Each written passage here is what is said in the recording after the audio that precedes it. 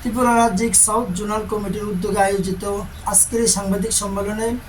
সমস্ত সাংবাদিক বন্ধুদেরকে আন্তরিক শুভেচ্ছা এবং অভিনন্দন জানাচ্ছি। আপনাদের মাধ্যমে আমরা একটা বার্তা দিতে চাচ্ছি যে ত্রিপুরা রাজ্যের ফটিকরায় বিধানসভার অন্তর্গত আমাদের শাহেদার পাড়া তৎসঙ্গে আমাদের আজকের একটা ঘটনা যে ফটিকরায় বিধানসভার অন্তর্গত তরুণীনগর মসজিদের মধ্যে অপ্রাসঙ্গিকভাবে যে হামলা, পাশাপাশি আমাদের উদয়পুর চন্দ্রপুরে মাহফিলকে কেন্দ্র করে যেই পাশবিক হামলা হয়েছে তার সম্পূর্ণ নিন্দা আমরা রাজ্য কমিটির পক্ষ থেকে জানাচ্ছি। পাশাপাশি আমাদের ফটিকরায় বিধানসভার মধ্যে একই বিধানসভার মধ্যে দুইটি ঘটনা দুই দিনে, এই দুইটি ঘটনার জন্য ফটিকরায় বিধানসভার বিধায়ককে বিশেষ করে আমরা ওনার দৃষ্টি আকর্ষণ করছি। পাশাপাশি ওই যে ফটিকরায় বিধানসভার শাহেদার পাড়া যে মসজিদের ক্ষতিগ্রস্ত হয়েছে এবং 4-5টি বাড়ির ভিতরে যে জ্বলন্ত আগুন দিয়ে জ্বালিয়ে দেওয়া হয়েছে, তৎসঙ্গে যে গাড়িগুলোকে নষ্ট করা হয়েছে, যে আগুন দিয়ে জ্বালিয়ে দেওয়া হয়েছে, ওইগুলোর পরিপূর্ণ ক্ষতিপূরণ আমরা দাবি করছি। পাশাপাশি আমাদের এই শান্তি সম্প্রীতি বিনষ্টের জন্য আজকে রাজ্যের ভিতরে যেভাবে একের পর এক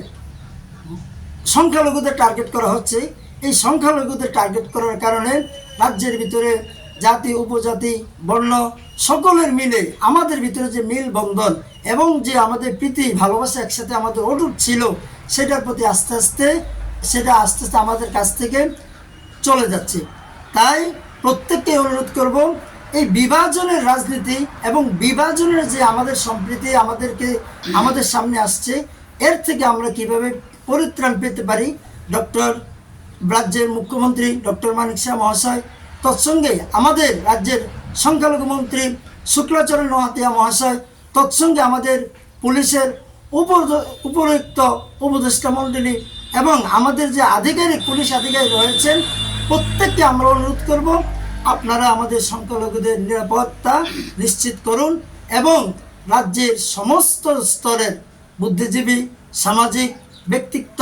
রাজনীতিবিদ প্রত্যেককে অনুরোধ করব, রাজ্যের শান্তি সম্প্রীতি এবং ভালোবাসাকে অটুট রাখার জন্য আপনাদের সচেতন হয়ে যথেষ্ট বলিষ্ঠ ভূমিকা নেওয়ার জন্য প্রত্যেককে বিনম্রভাবে অনুরোধ করব। পাশাপাশি রাজ্য কমিটির পক্ষ থেকে আবারও আবেদন করছি যে ক্ষতিগ্রস্ত যে পরিবারগুলো মসজিদে যে ক্ষতিগ্রস্ত হয়েছে এবং আমাদের যেই বাড়িঘরগুলো যে ভাঙচুর করা হয়েছে, গাড়িগুলোকে জ্বালিয়ে দেওয়া হয়েছে, পরিপূর্ণভাবে মসজিদের যেন নিরাপত্তা থাকে, সংখ্যালঘুদের যেন নিরাপত্তা থাকে, সেই দিকে দৃষ্টি আকর্ষণ করে আমাদেরকে পরিপূর্ণ নিরাপত্তা দেওয়ার জন্য আবারও রাজ্য সরকারকে বিনম্রভাবে অনুরোধ করছি। পাশাপাশি এর পরিপূর্ণ ক্ষতিপূরণ যেন আমরা পাই, তার জন্য আমরা পরিপূর্ণভাবে রাজ্য কমিটির পক্ষ থেকে দাবি জানাচ্ছি। তাই আবারও সকলকে ধন্যবাদ জানিয়ে, সাংবাদিক বন্ধুদের ধন্যবাদ জানিয়ে, আমাদের এই দাবি যেন অতি তাড়াতাড়ি আদায় করা হয় এবং আমরা যেন এই দাবি যেন আমরা যেন পরবর্তীকালে যেন বলিষ্ঠ আকারে যেন কোনো আন্দোলনে না নামতে হয়, তার জন্য রাজ্য সরকারকে আমরা যথেষ্টভাবে সচেতন থেকে আমাদের নিরাপত্তাকে সুনিশ্চিত করার জন্য বিশেষভাবে অনুরোধ করছি।